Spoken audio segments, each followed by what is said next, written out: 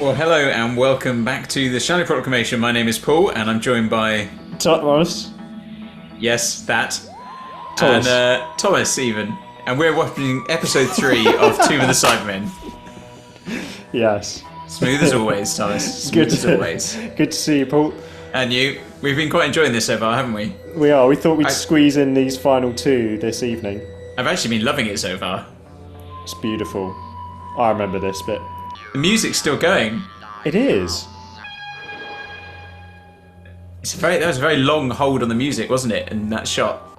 We've still not quite got to the bottom of why the Doctor actually got them in the first place. Maybe someone could explain that. Maybe I'm just missing something.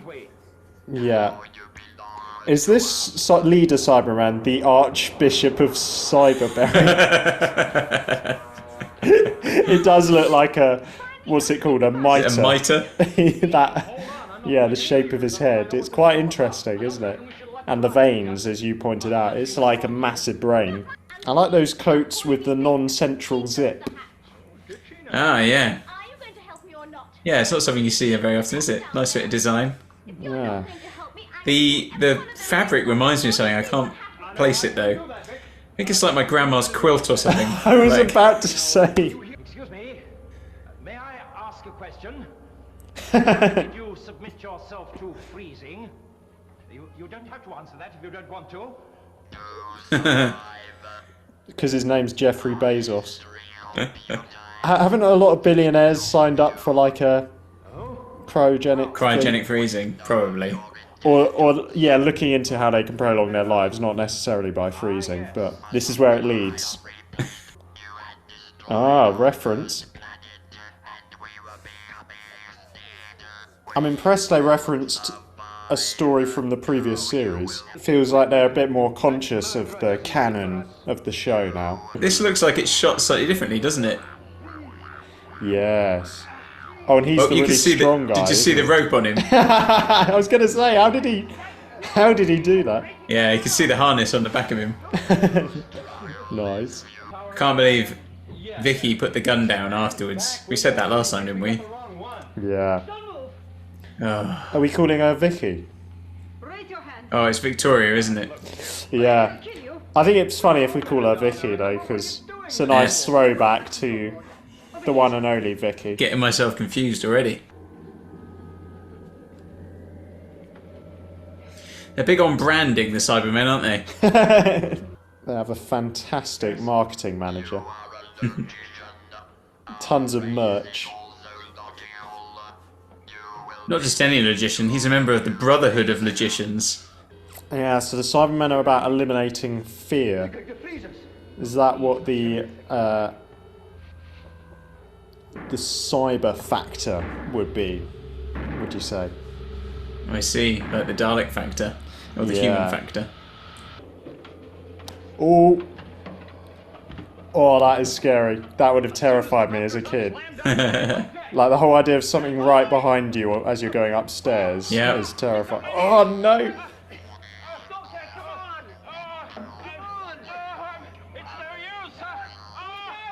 Oh, that is horrifying. It's alright, she's hit here with a thermos flask. Nothing like a cup of tea, eh? Oh, I like that shot. Good. That looks good, doesn't it? Yeah. Kind of pushing against the... Oh, that's good, isn't it? Oh, those are sizable cyber mats, aren't they? Yeah, definitely. Just realised the bars on their heads are see-through. So they're kind of more like pipes, aren't they? They allow you to hear what the other ear is hearing. What do we make of the cybermats as a thing, you know? Like, as a child, I guess I always accepted the cybermats as just being part of the universe of Doctor Who, but... I like the idea of the Cybermen building other, you know, cyber things as a kind of little drones they can send out, decoys and stuff. I'm glad they didn't try to make, you know, like an early K9 or something. Cyber dog. Yeah. I think that if it was trying to be recognisably an animal, that would be a bit cheap. But they're kind of their own thing, aren't they, I guess? Wait, Eric's getting away with the fairies again. Yeah. get this on that doctor and his companions.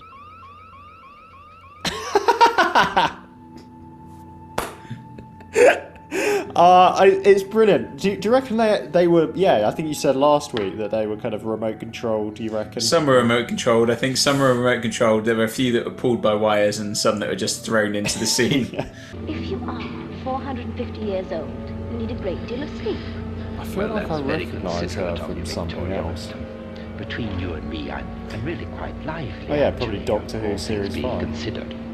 Are you happy with us, Victoria? Yes, I am. At least, I would be if my father were here. Yes, I know. I wonder what he would have thought if he could see me now. You miss him very much, don't you? It's only when I close my eyes. I can still see him standing there before those horrible Dalek creatures came to the house. He was a very kind man. I shall never forget him. Never. No, of course you won't. But, you know, the memory of him won't always be a sad one. I think it will. You can't understand being so ancient. Eh? I mean old. Oh. You probably can't remember your family. Oh, yes, I can when I want to. And that's the point, really. I have to really want to bring them back in front of my eyes. The rest of the time, they sleep in my mind, and I forget. And so will you. Oh, yes, you will. You'll find there's so much else to think about, to remember. Our lives are different to anybody else's. That's the exciting thing. Nobody in the universe can do what we're doing. Let's get some sleep and let this poor old man... Now that was a scene. Oh, that was great. I was tearing up a bit there. How good was that? I mean, her talking... I mean, that's the first time we've had any mention of the Doctor's family, really, as well, isn't it? I mean, obviously we've had Susan, but... Yeah. Him talking about that there and... You know, that's the exciting thing about what we're doing. No one in the universe can do what we're doing. I think just before this moment, I was about to say, if I were to introduce someone to classic Doctor Who, I'd probably show them this story. No, I'm joking. It's still phenomenal. And I still kind of like these Cybermats. They actually clean the floor. They look like little brushes underneath, don't they? You might almost say they've had a complete mental breakdown. Now, let's see what you can do against this.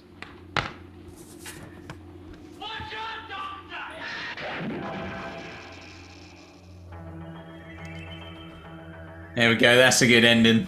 I've just made a list of my 3 favourite things, Paul, if you're alright with me quickly rattling those off. Might be some overlap with you. Are they related to Doctor Who? Yeah, raindrops and roses and whiskers on kittens. I like These are a cheese. few of my favourite things. Sorry, I'll just go back to that. I hate how it doesn't let you watch the credits. It just goes straight on to the next one. They just assume...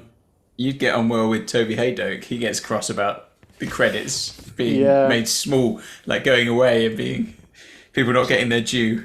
It's like, I was watching that.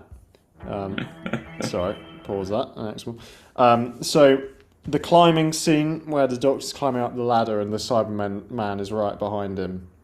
Very tense and well done.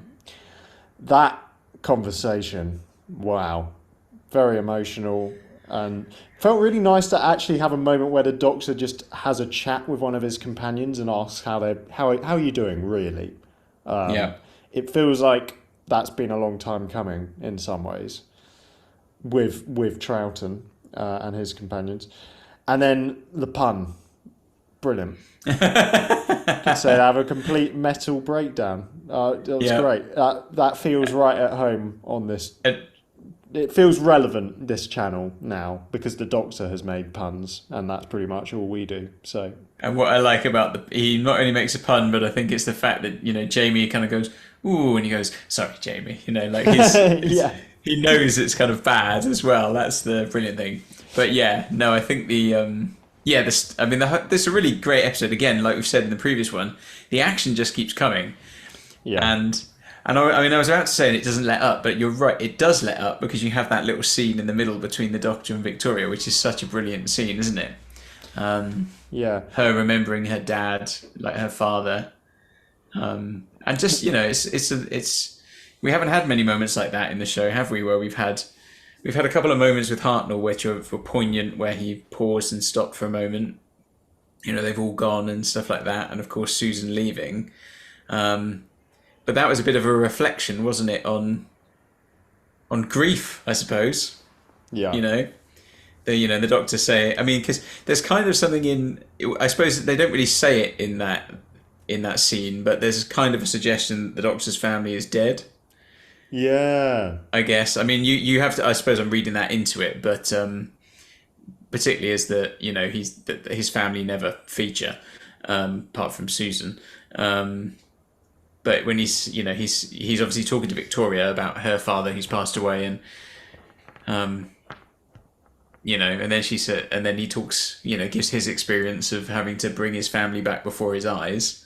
Yeah. So there's kind of something in there. Might be an assumption, but it's the first time we've had anything like that, isn't it? Really.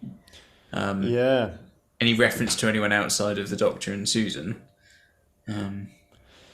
Yeah. And you're right in that in a way, it's a weird place to put it because it is in the middle of quite a tense situation.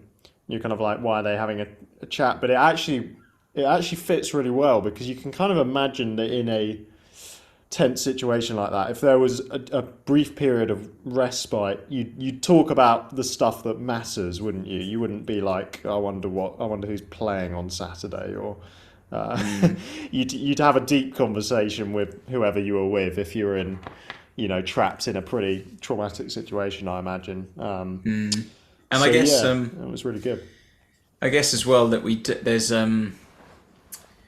it's kind of deepening the lore of who the Doctor is a little bit as well, isn't it? Because I don't know if in the Hartnell era we ever had any real reference to the Doctor's age. Yeah. They kind of treated him like he was just an old man, but whereas here we get the sense, we're told that explicitly he's 450 years old, but actually he's quite sprightly. It's not actually that old for him. Yeah. So we're getting that sense now that he's not a human being in the way it was in the Hartnell era. Yeah. So although the story isn't come to fruition in the way we know it, the building blocks are beginning to look a little bit there, aren't they? What are you doing? Sorry, you completely froze. Just that the story, although we haven't got the fully moulded character of the Doctor in the way we know him now, the building blocks are there, aren't they? Beginning to appear. Yeah. It's beginning to take some shape.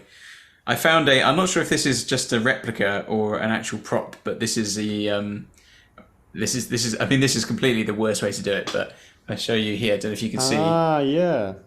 It's sort of a pinky orangey colour, isn't it? Yeah, that looks like, because it's quite a rustic looking one there. There was a kind of, someone else had made a replica, the replica was a lot cleaner looking. Ah. But you can see there the kind of brain aspect, can't you?